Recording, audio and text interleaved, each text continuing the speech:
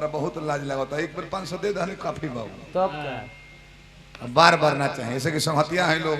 क्षेत्र में रहला पर अब तो हाई कुली तो घोड़ी है सन एक नाद लेहना को तो दखा के आघा दी है सो हाई कुल हाथी है सन जहाँ कर द्वार पर रुक दी है सो उनकर 5000 धइल बा लाज लगता जेकर द्वार पर रुक जाए उनकर 5000 धइल बा हां 1000 2000 खाना में 3-4 हजार नाश्ता में तो बांधल बैग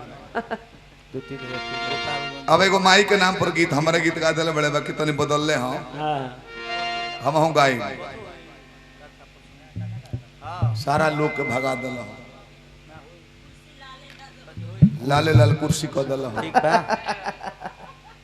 तारा तो लौकत बा ना कि के सुनता के नहीं के सुनो माई के गीत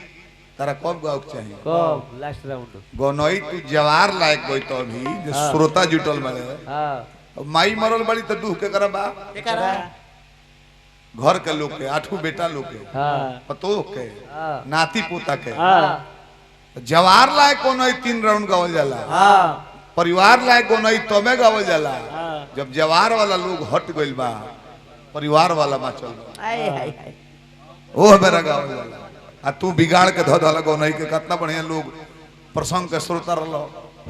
तारा तो निमन कोनो सती के प्रसंग याद बा ना जो नोरवा दनी है तौने सती के फेर लगल कहे कहतारी कहली कि हे अग्नि कुछ ना कहली कहतर की बहन लोग कहल कि मर्दा भगा दल भाई कुछ ना रामचरितमानस से बिल्कुल फॉल्स बा कोनो चलन से पढ़वा के देखियो कोनो चलन से पढ़वाई हो 2 आदमी सती से मिल रहे माई आ एगो बहन हमारे से लगल है जानकारी के बात को है वो तो कौ बहन रही छोड़ दो दक्ष के लड़की के प्रमाण सब है जानता हां कई गो चंद्रमा से कई गो को जानी कहाँ भी हल बलू हां लेकिन शंकर जी के दूसरका सारू है सती जो पार्वती बन के जन्म लेली हां तो 1 से 1 भाई रहल है। सबसे छोट सार के नाम रहे शंकर जी के मैनाक पर्वत हां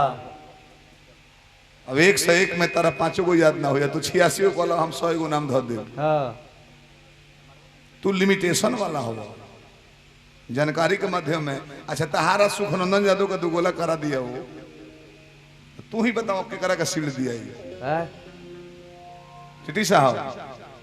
टीटी साहब पुलिस राय कोकिल कंठ में आ सुखनंदन यादव एकदम भद्दा आवाज हम उटकी तो महाभारत शिरोमणि के कहल बा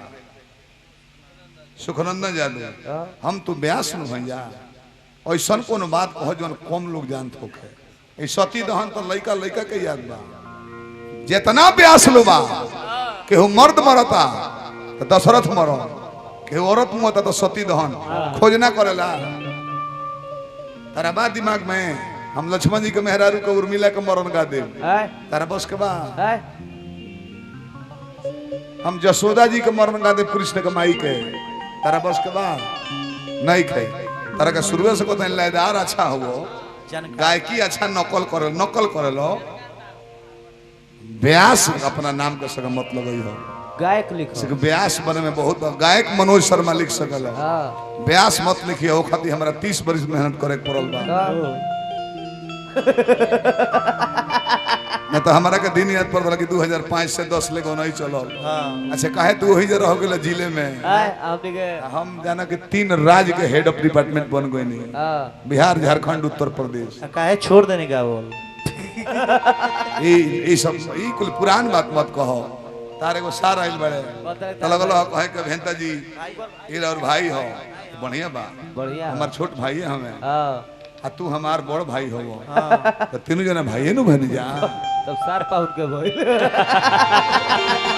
ये कॉल आउट बात हमरा ओकरा से कहना था तू हमरे कहत कि हमार भाई हम अरविंद भैया हम तारे कौन है मनोज भैया